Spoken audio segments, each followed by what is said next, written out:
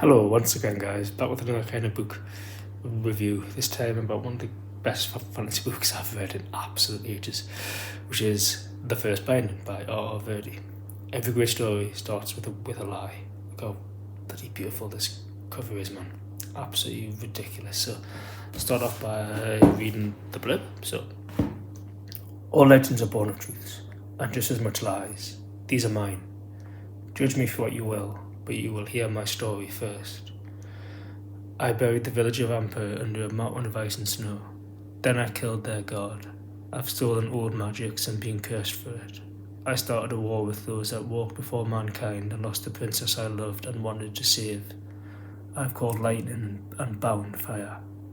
I am legend, and I'm a monster. My name is Ari.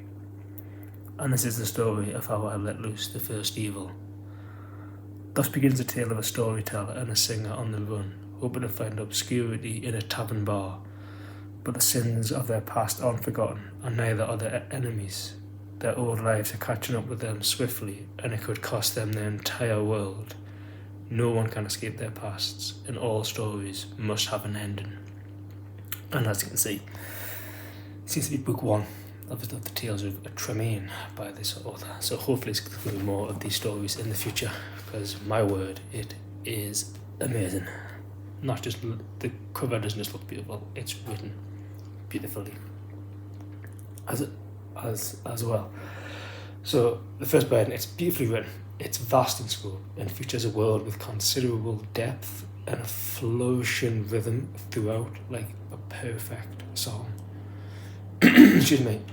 After only about 50 pages, I was absolutely hooked. I was invested. I was literally obsessed. Could barely put this beauty down. So basically, in The First Binding, the storyteller, Ari, is a red-headed, magic-wielding performer who wears a blood-red cape and is hunting an ancient evil known as the Ashura, who are actually disregarded by most within the story as being nothing but far-fetched tales to frighten children. And he can weave his tales how he wishes, sometimes merging stories together, twisting them, outright lying, increasing his legend, or changing the truths to however suits his own needs or his audience.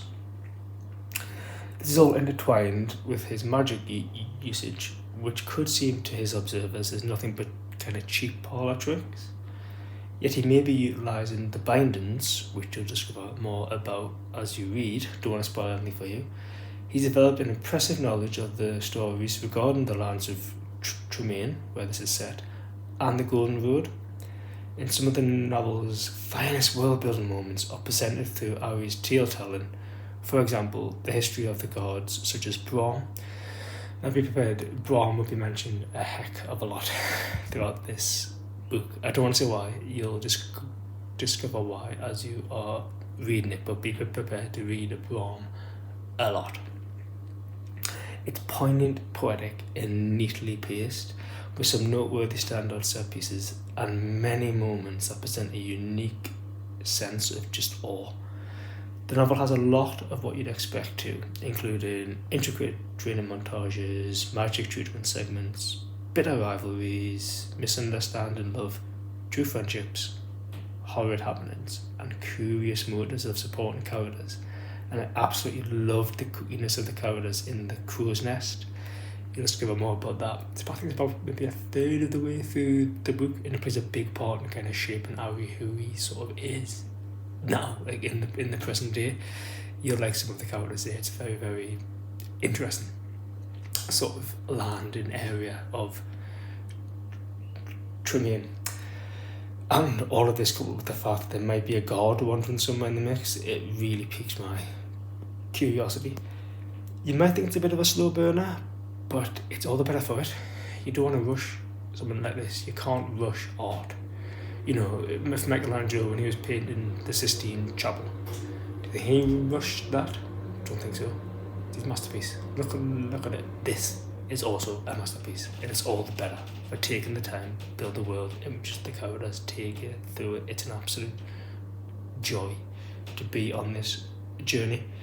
And it's a perfect book for a reader looking for a specific kind of experience, which is also a little different from the mainstream sort of high fantasy like orcs and realms and people trying to take over and politics and all of that stuff. This has none of that. It's just a pure love of storytelling, and that's why I would say it is an ode to storytelling, and it's complete with a rich mythology, turbulent adventures, and a flawed hero that you can't help but just absolutely root for. Overall, it does to showcase a love for storytelling, and I simply adore the fact that Ari has a love for stories himself. The whole book constantly has moments where multiple characters narrate stories, and it also contains reminders of the way stories evolve as they travel across regions over time, as well as their power in shaping not just identities in our own perceived realities, but entire cultures and populations as well, especially when you consider this is probably a culture and a location and a people who many people may not be that familiar with. Where this is set is it's immersed in the South Asian mythos and culture, an area, something that it does not get mentioned a lot or featured a lot in fiction books.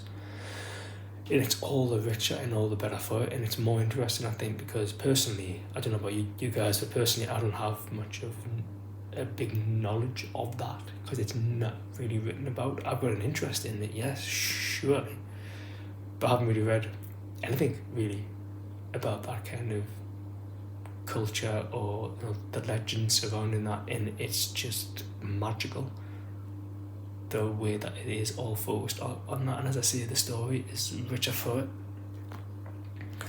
The book is definitely one of my top reads, and it celebrates storytelling in all the best possible ways. Verdi isn't just an author, he is a bard in all the ways the written word allows. The book is absolutely just phenomenal. It isn't just the narrative style that's so impressive, but the way the book is written. The fact that Verdi masterfully moves the story back and forth across the past and present timelines. And personally, I felt an extra degree of investment in Ari's story due to the way his point of view was written in the first person. It's as if he's almost telling this tale to you as you're reading it. And the few parts that are other points of view are written in the second person. This helped put distance between the reader and the secondary characters, and helped just to keep the flow of the story going. And me personally, I really wanted to find out more of Ari's story. Like, no, I want him to be speaking to me. It felt like almost like intimate, like it was just me in him in this tavern or in this room or wherever he's telling the story. You can tell stories everywhere. He's a genius. He's a master storyteller. And that really comes across from the page. To sum up, the best way I can describe this story or this book is, imagine if someone, the perfect piece of instrumental music, and someone actually managed to enhance it by putting words to it. That is what this book is, and that is what this absolute genius of an author or Verdi has done. So I implore you, please make this one of your reads of 2024. You will not be disappointed.